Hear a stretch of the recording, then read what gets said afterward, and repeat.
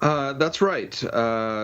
She did say that. I mean, she said. I mean, before that, of course, she was hurt by the norm that women shouldn't be in elite positions, or when she was first a law professor, shouldn't be paid as much as men because she had her husband supporting her. But certainly, she and Justice Sotomayor as well have talked about how affirmative action had helped them in their careers, and they didn't want to pull the ladder up behind them. Here comes the casket.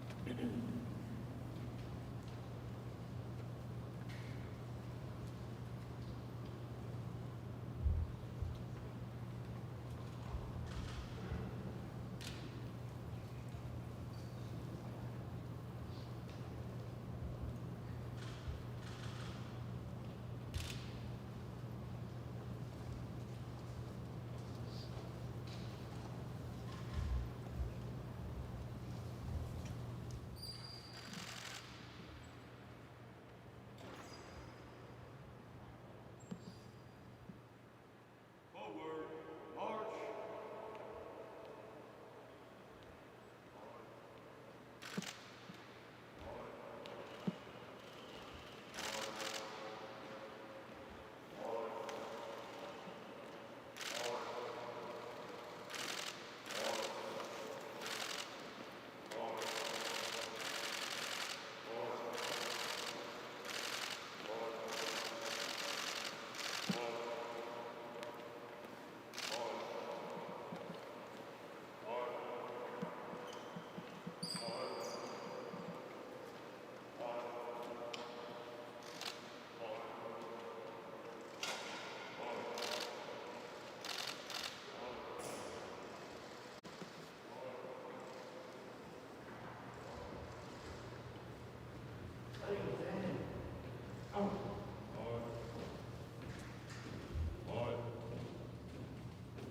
Art time. Bears, hold. Center, base. Side step, march.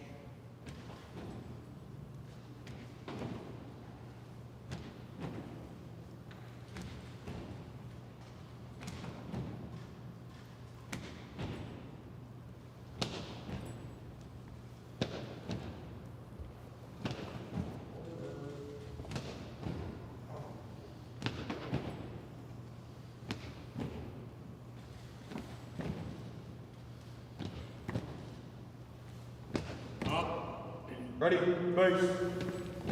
Forward, march. Forward. Forward. Forward. March time. Arrows, halt. Center, base.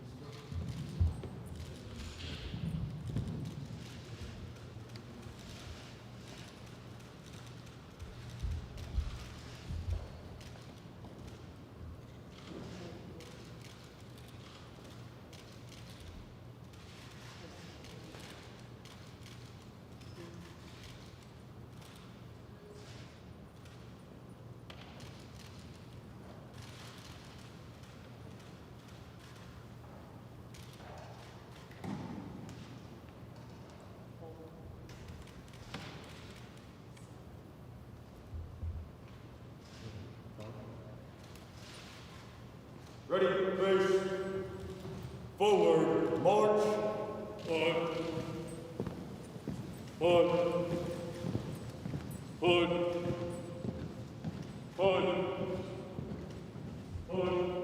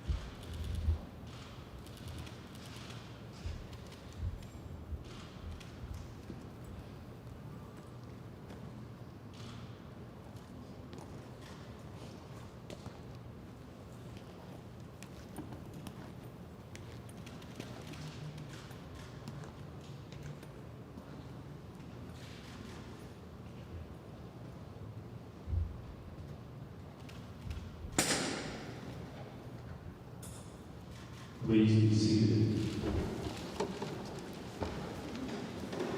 Ladies and gentlemen, the Honorable Nancy Pelosi, Speaker of the United States House of Representatives.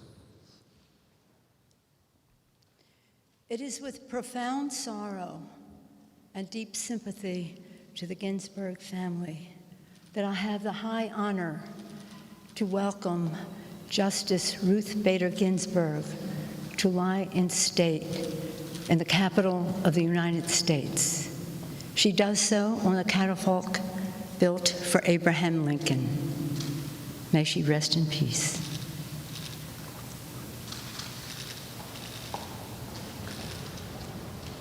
Ladies and gentlemen, Ms. Denise Graves, accompanied by Ms. Laura Ward.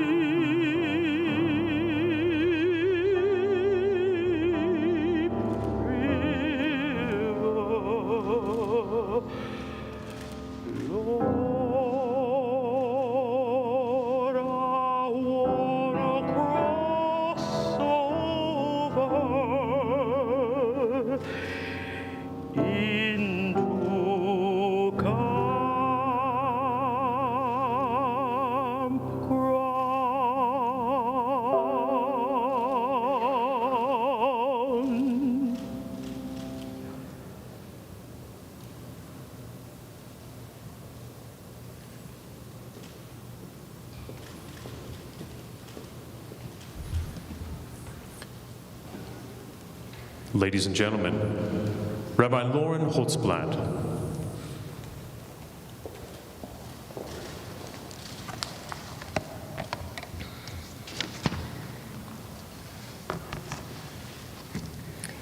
Madam Speaker, Vice President Biden, Senator Harris, and to all of our leaders who are gathered today, thank you. Psalms 118, verse 5. Min hametzar karatia anani v'merchavya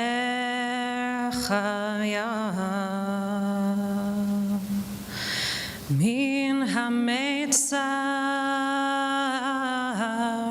karatia anani v'merchavya tidai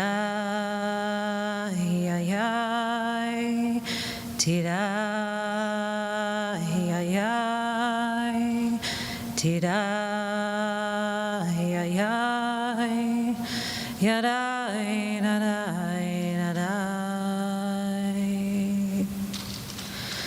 From the narrow straits, I call out to you. You, God, answered me with expanse.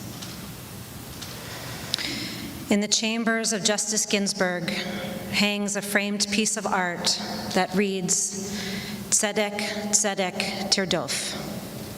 Justice, justice, you must pursue. A command in the 16th chapter of Deuteronomy. The rabbinic tradition assigns meaning to every single word in the Torah. So there must be a reason why tzedek, justice, is written twice. The repetition here teaches Ibn Ezra, a medieval rabbi, that time and time again, all of the days of your life, you must pursue justice. This was how Justice Ginsburg lived her life. Justice did not arrive like a lightning bolt, but rather through dogged persistence. All the days of her life. Real change, she said, enduring change, happens one step at a time. She faced many obstacles in her life, even from a young age. Though chosen as the valedictorian of her high school class, she gave no graduation speech. Instead, she grieved at home with her father after burying her beloved mother one day before graduation. Her family had already suffered terrible loss with the death of her sister when Justice Ginsburg was only 14 months old. But Justice Ginsburg kept rising. A full scholarship to Cornell University and only one of 9 women in her Harvard Law School class. After transferring to Columbia Law School, she graduated first in her class, yet she could not find a job. No firm in New York would hire her because she was a woman. These obstacles didn't deter her. She pressed on. As she said in an interview with her dear friend, Nina Totenberg, and I quote, "I get out of law school with top grades. No law firm in the city of New York will hire me. I end up teaching. That gave me time to devote to the movement of evening out the rights, excuse me, of women and men.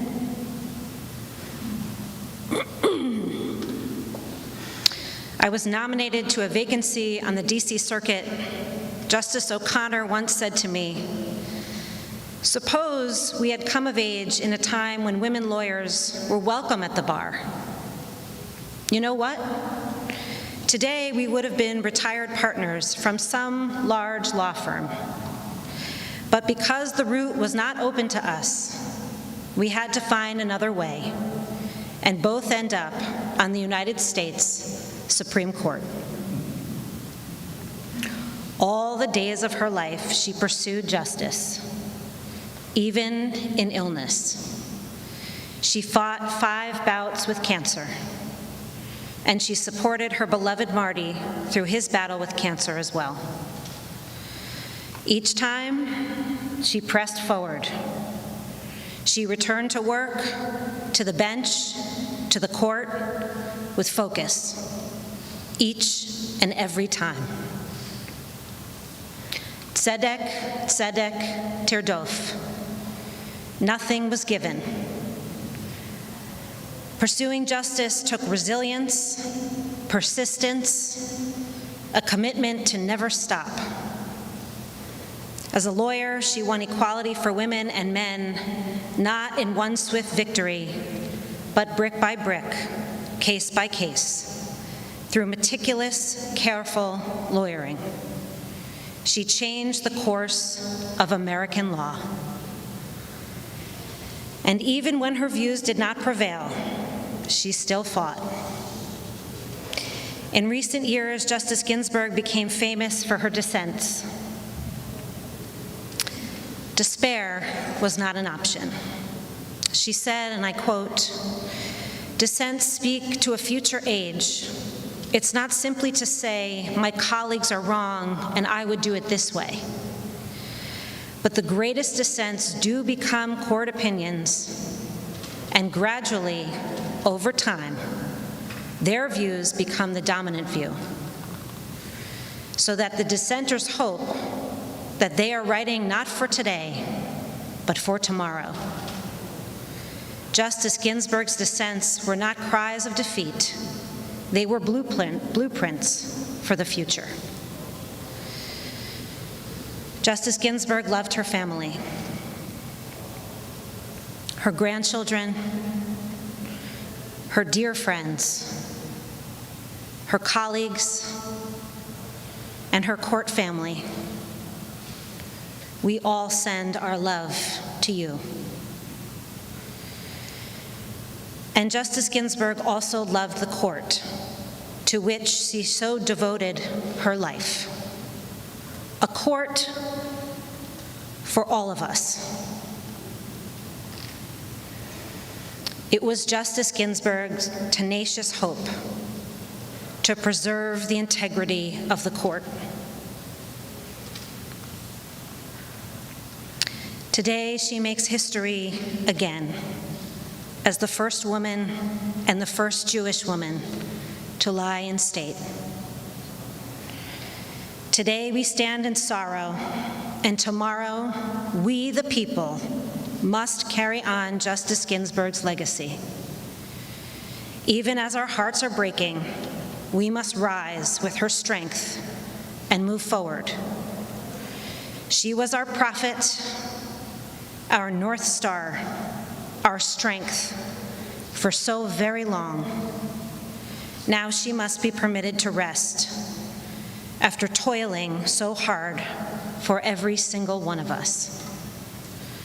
May the memory of Justice Ruth Bader Ginsburg, Yita Ruchel Batziro Leah, forever and ever be a blessing. Zichrona Livracha. God, give us the strength and bless us with the courage, the intelligence, the bravery, and the unbreakable resolve to pursue justice. Amen.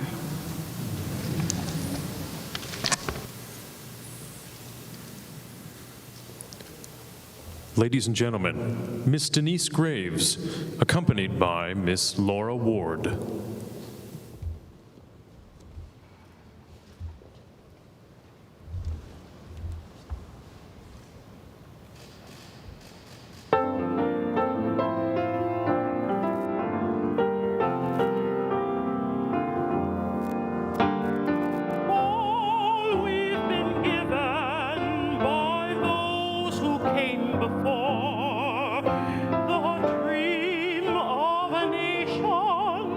Where freedom would endure, the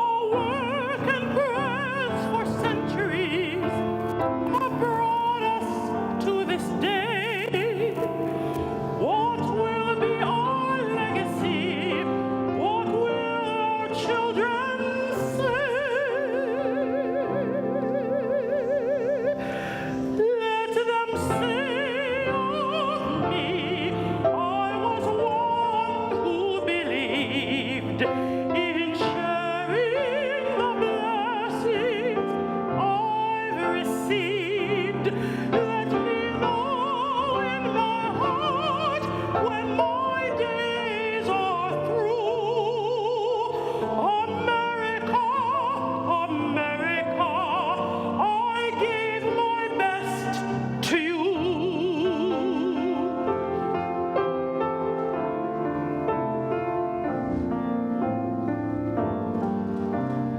Each generation, from the plains to distant shore, with the gifts they were given, were determined to leave more.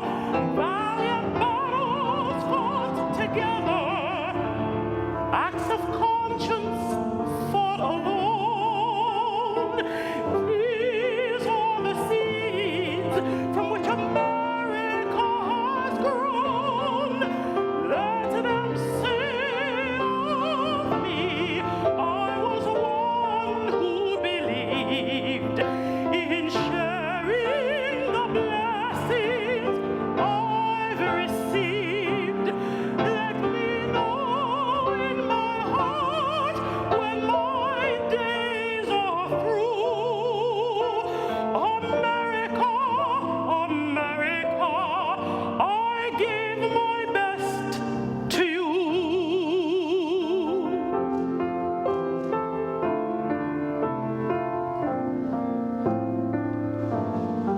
For those who think they have nothing to share,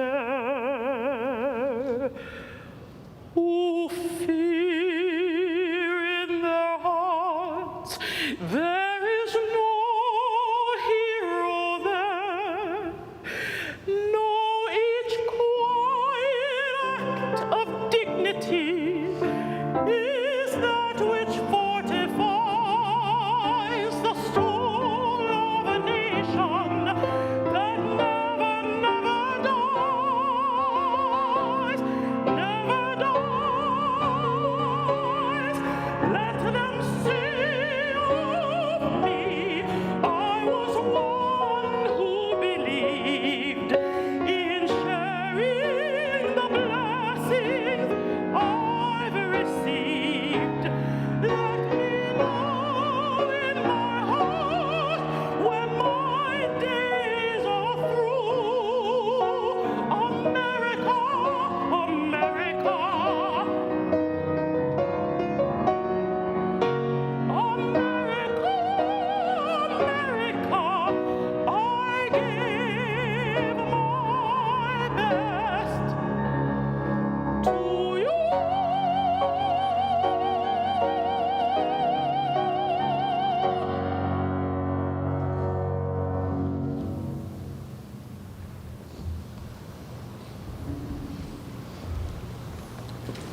Ladies and gentlemen, please remain at your seats until escorted to pay your respects by the Sergeants at Arms staff.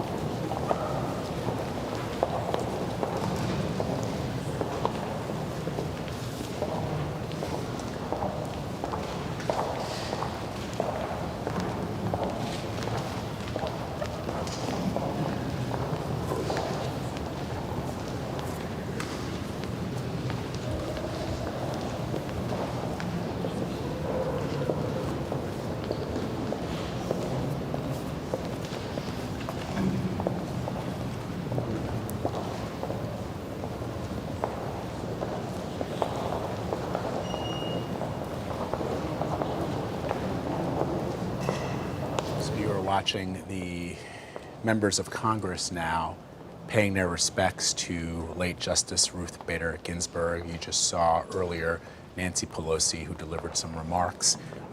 We saw Elizabeth Warren, Sheila Jackson Lee, the former Vice President Joe Biden, presidential candidate, is there along with his wife, Dr. Joe Biden. It is remarkable that a woman is lying in state in the United States Capitol for the very first time in American history, something we've talked about. And yet the Senate Majority Leader, Mitch McConnell, and House Minority Leader, Kevin McCarthy, decided not to attend this memorial. They were invited, and they are not there. So this is other members of Congress who are streaming past Justice Ginsburg's casket to pay their final respects. And Anne-Marie, we saw what was a very beautiful ceremony there.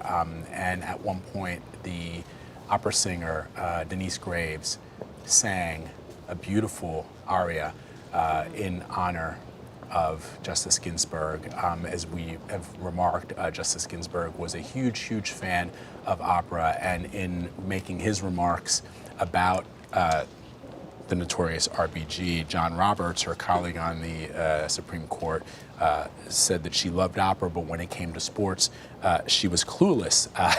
A little bit of light humor when describing Justice Ginsburg. And Denise Graves, in singing this beautiful, uplifting song, I wrote down the lyrics to one of the verses, and I'll say them here. America, America, I gave my best to you. That was part of what Denise Graves sang, which is the song that she sang today. Yeah, it's so appropriate. I thought those words were just so incredibly appropriate. You know, we're just, Nancy Cordes has been kind of sending us emails and kind of keeping us up to speed about the details of the ceremony. And one of the things that people may or may not have noticed is that it is in Statuary Hall, not the Rotunda, where often that is where people lie in state. And, you know, it was asked why Statuary Hall, and we really didn't get an answer to that, but Statuary Hall rather. But part of it may have to do with the fact that this is the area that is under the jurisdiction of the House, and we know that Nancy Pelosi was very instrumental in having this ceremony here, and so that may be part of the reason why Statuary Hall is the focus or the location. Yeah, and there were, you know, we saw a very moving ceremony by Rabbi Lauren Holtzblatt. She greeted, of course, the Vice President Biden and Senator Harris, the presidential and vice presidential candidates, and thanked Speaker Pelosi. And during her eulogy, she stressed the lifetime commitment to justice that Justice Ginsburg had, and said it was Justice Ginsburg's tenacious hope to preserve the integrity of the court.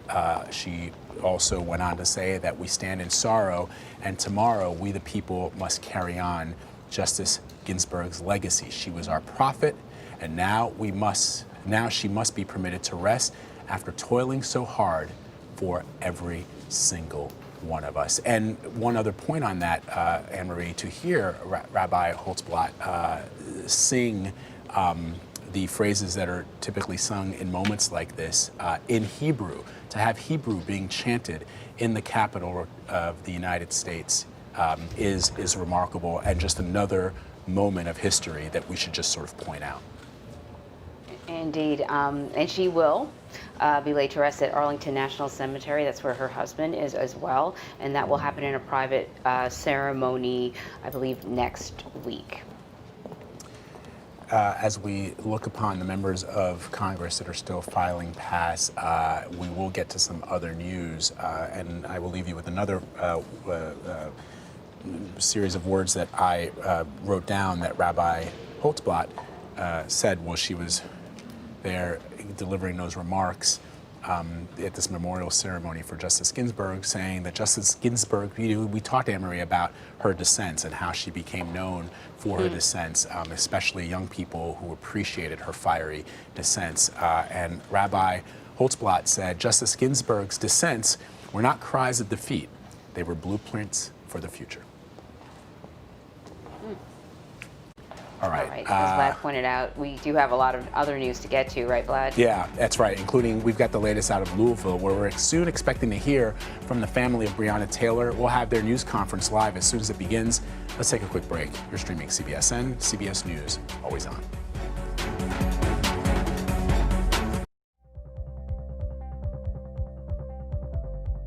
Go to the ends of the earth Right now. We got something crazy. and reach for the stars. Here we are. Yes, it's my comeback. Hey, this is pretty fun. But wait, there's more. Experience